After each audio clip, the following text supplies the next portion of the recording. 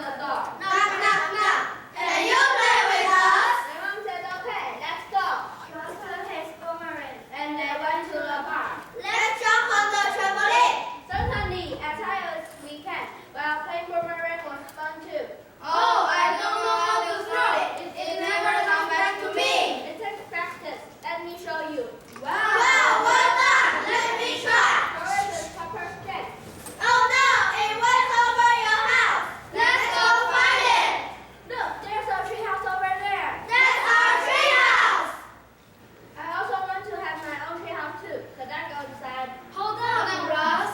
Eric, come here. Eric ran toward mine and talked in a lower voice. We had fun with us today. Go tear down the enemy list. Don't let Ross see it. Then Eric marched over to the tree house. Thank you. The tree house is super cool. I just want to live in here. Later, Eric's father talked his tongue. On the table was an enemy pie. Kids, say what was made for you. Cool, that's my favorite pie. Eric and Mike looked worried. They don't want Ross be poisoned. They whispered, Ross, don't eat it. Don't eat it. My dad never made pies like this. I love it. Don't eat it. It's bad pie. It's poisonous. What? Poisonous?